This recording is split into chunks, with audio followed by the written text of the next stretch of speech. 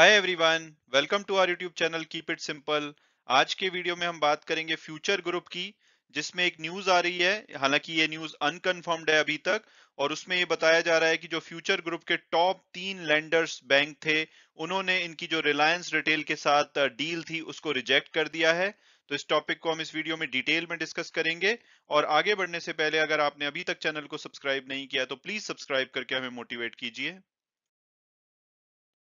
तो सबसे पहले अगर बात की जाए कि भाई फ्यूचर रिटेल करता क्या है, तो फ्यूचर रिटेल की जो प्रेजेंस है भारत की 400 सिटीज में है। और यहाँ पे ये अपने 1500 जो स्टोर्स हैं, जो कि 16 मिलियन स्क्वायर फीट के रिटेल स्पेस में फैले हुए हैं। और इसके अलावा जो इनके डिजिटल प्लेटफॉर्म है, उसके थ्रू इनकी जो प्रेजेंस 400 सिटीज में है। आप इनके ब्रांड्स देख सकते हैं, जैसे बिग बाजार इनका फ्लैगशिप ब्रांड है, उसके अलावा भी इनके काफी सारे ब्रांड्स हैं। और अब अगर बात की जाए फ्यूचर ग्रुप के डेट्स की, तो आज की डेट में फ्यूचर ग्रुप के ऊपर 27,000 करोड़ से ज्यादा के डेट्स हैं। और कुछ रिपोर्ट्स में तो ये 30,000 करोड़ भी बताए जाते हैं। और अगर इनके लीडिंग जो लेंडर्स हैं उनकी बात की जाए, तो union bank of India, bank of Baroda, SBI, Indian bank, central bank, axis bank और आईडीबीआई बैंक इनके मेन लेंडर बैंक्स हैं, जिनको कि फ्यूचर ग्रुप को पैसा लौटाना है। और जब पेंडेमिक आया था तब इनकी हालत काफी खराब हो गई थी, और इन्होंने अपनी जो इंटरेस्ट पेमेंट है उस पर डिफॉल्ट करना शुरू किया था। तो बैंक्स ने तब इनिशियली डिसाइड किया था कि भाई ये डेट रिकवरी ट्रिब्यूनल में जाएंगे, जो कि फाइनेंशियल मामलों को देखता है। लेकिन इन्होंने अल्टीमेटली चूज किया कि ये इंसॉल्वेंसी जो रूट होता है उसको फॉलो करेंगे, और इन्होंने एनसीएलटी प्रोसेस को अप्रोच किया, क्योंकि इनका मानना था कि ये ज्यादा ट्रांसपेरेंट प्रोसेस है versus date recovery tribunal.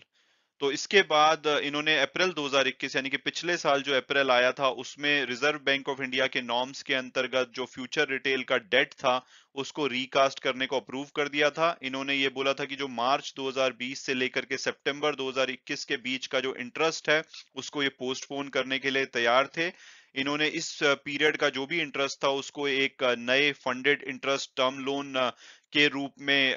Convert कर दिया था, जो कि दिसंबर 2021 को ये तय हुआ था कि फ्यूचर ग्रुप इनको पे करेगा। और जो ये फंडेड इंटरेस्ट टर्म लोन होता है, एक इन ए वे फ्रेश लोन होता है। जब भी कोई भी जो स्ट्रेस्ड बोरोवर्स होते हैं, जो अपने डेट्स को पे नहीं कर पा रहे होते, तो उनके जो एग्जिस्टिंग इंटरेस्ट होता है उसको एक फ्रेश लोन में कन्वर्ट कर दिया जाता है। ये बहुत सारे जब डेट रिकास्ट होते हैं तो उसमें ये मेथड फॉलो किया जाता है। तो ये दिसंबर 2021 में पे करना था, लेकिन क्या हुआ कि जो फ्यूचर रिटेल है, उन्होंने जो अब इसकी जो फर्स्ट रीपेमेंट ऑब्लिगेशन था जो नए फंडेड इंटरेस्ट टर्म लोन का, लगभग 3,494.56 करोड़ का, इसको डिफॉल्ट कर दिया। और उसके बाद इवन केयर रेटिंग ने जो इनकी रेटिंग है उसको भी डाउनग्रेड कर दिया था। और जनवरी में जब फ्यूचर रिटेल ने रेगुलेटरी फाइलिंग की थी स्टॉक एक्सचेंज में, उन्होंने बताया था कि भाई जो इनका अमेजोन के साथ लिटिगेशन मामला बहुत लंबे टाइम से चल रहा है, उसकी वजह से ये अपनी जो असेट्स हैं उसको मोनेटाइज नहीं कर पाए हैं, बेच नहीं पाए हैं, जो कि ओरिजिनली इन्होंने मेंशन किया था जब ये जो मोरेटोरियम वाली टर्म्स इन्होंने बैंकों के साथ अग्री करी थी कि भाई हम अपनी असेट्स को बेच देंगे और आपको दिसंबर 2021 में जो इसकी रीपेमेंट है वो कर देंगे। तो इन्होंने ये रीजन दिया था कि भाई अमेजोन की वजह से ये मामला बहुत लंबे से चल रहा है, और उस वजह से ये अपना टाइम पे अपने डेट को पे नहीं कर पाए हैं। और अब अगर बात की जाए कि भाई ये अमेज़न का क्या मामला है, तो ये कहानी बहुत पुरानी है। ये कहानी अगस्त 2020 में शुरू हुई थी। आई एम श्योर शायद आप इसको ऑलरेडी फॉलो कर रहे हो, लेकिन अगर हम क्विकली समराइज करें कि क्या हुआ है, तो अगस्त 2020 में जो फ्यूचर रिटेल और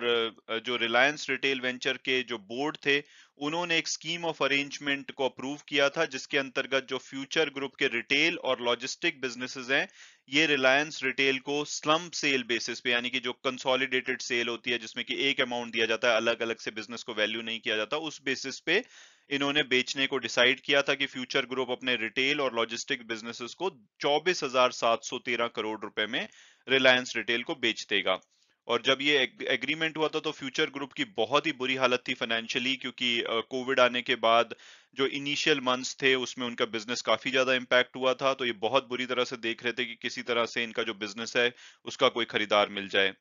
और इन्होंने ऑलरेडी जो अपने क्रेडिटर और लैंडलॉर्ड की जो पेमेंट है, या इवन जो लीज्ड प्रेमाइसेस यानी कि इनकी जो जगह थी जहां पे इन्होंने लीज पे रखी थी, उसको डिफॉल्ट करना शुरू कर चुके थे। उस टाइम पे ये बताया जा रहा था कि जो इनका आउटस्टैंडिंग है क्रेडिटर और लैंडलॉर्ड को, ये 6000 करोड़ रुपए से भी ज्यादा हो चुका था। तो रिलायंस रिटेल ने इस बीच में कोशिश करी कि वो इसको खरीदें, लेकिन इस डील को अमेजॉन ने अपोज किया था और उन्होंने इनको पहले सिंगापुर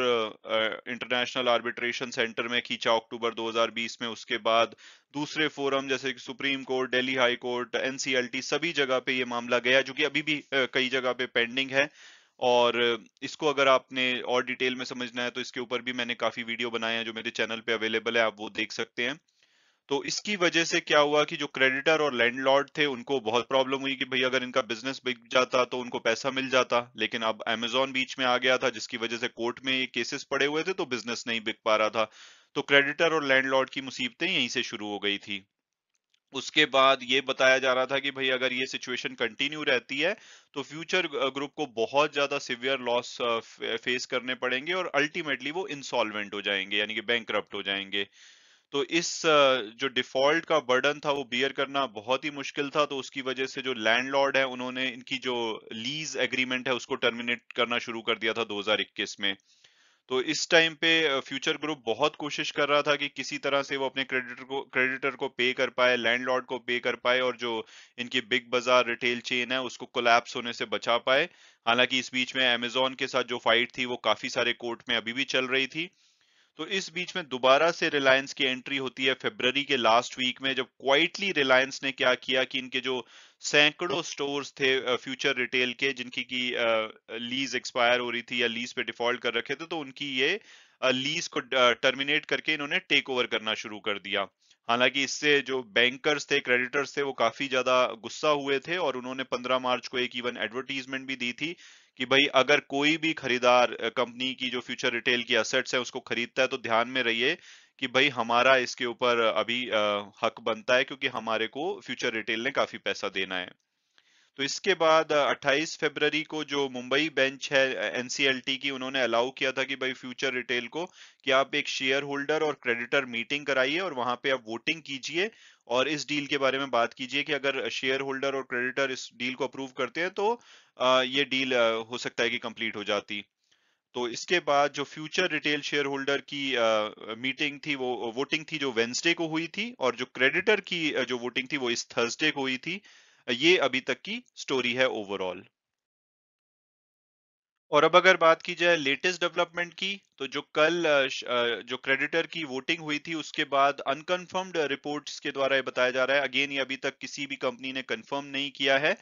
तो उसमें बताया जा रहा है कि जो इनके टॉप लेंडर हैं फ्यूचर रिटेल के, उन्होंने जो इनकी सेल का प्लान था रिलायंस रिटेल को उसको रिजेक्ट कर दिया है। और रिजेक्ट करने के पीछे का रीजन ये बताया जा रहा है, अगेन लाइक ये सोर्सेस के द्वारा इंफॉर्मेशन आई है कि जो रिलायंस है उन्होंने जो इनिशियली अगस्त 2020 में 24,713 करोड़ रुपए की ऑफर दी थी कि भाई इसमें हम रिलायंस के फ्यूचर रिटेल के जो रिटेल और लॉजिस्टिक्स बिजनेस है उसको खरीदेंगे, इस वैल्यू को उन्होंने अब कम कर दिया है। और इस वैल्यू को कम तो किया ही है, साथ में उन्होंने काफी सारी कंडीशन अटैच कर दी हैं इस डील को लेकर के, कि अगर आप नई वैल्यू पे भी आप अग्री करते हो तो आपको बहुत सारी कंडीशन फॉलो करनी पड़ेगी। तो ये रीजन है जिसकी वजह से क्रेडिटर और जो लेंडर बैंक्स हैं वो खुश नहीं है और उन्होंने इस डील को रिजेक्ट किया है।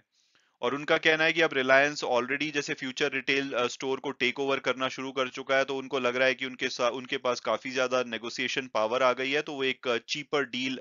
फ्यूचर रिटेल के साथ कर सकता है और नए वैल्यूएशन को लेकर के जो बैंकर्स हैं वो कंफर्टेबल नहीं है, तो इस वजह से उन्होंने रिजेक्ट किया है। तो इससे होगा क्या, इससे फ्यूचर रिटेल की दोबारा से प्रॉब्लम बढ़ जाएंगी, क्योंकि कल जब ये वोटिंग से पहले जब न्यूज आ रही थी कि भाई आज वोटिंग हो जाएगी, तो फ्यूचर रिटेल का जो शेयर है उसने 5% का अपर सर्किट टच किया, क्योंकि लोग सोच रहे थे कि अब अगर ये अप्रूवल आ जाता है तो फ्यूचर रिटेल की जो प्लान्ड सेल है वो कंप्लीट हो जाएगी। लेकिन अब जिस ढंग से पता लग रहा है कि इस सेल को दोबारा से क्रेडिटर ने ऑब्जेक्शन उठाया, रिजेक्ट किया है, तो इनकी मुसीबतें बढ़ने वाली हैं। ऑलरेडी जो बैंक ऑफ इंडिया है जो लीड लेंडर है इनका, उन्होंने एनसीएलटी में अपने इनके केस को रेफर किया हुआ है। तो हो सकता है कि अल्टीमेटली यहाँ पे इंसॉल्वेंसी की भी नौबत आ जाए, तो फ्यूचर रिटेल के लिए डेफिनेटली खराब न्यूज है और हो सकता है कि आज इनका शेयर नेगेटिवली रिएक्ट करे। और वीडियो क्लोज करने से पहले मैं हमेशा की तरह डिस्क्लेमर दूंगा कि जो भी व्यूज हैं वो मेरे पर्सनल हैं, अगर आप इसमें इन्वेस्ट करना चाहते हैं तो अपनी फर्दर रिसर्च के बेसिस पे ही कीजिए। Thanks so much for watching the video and God bless you all.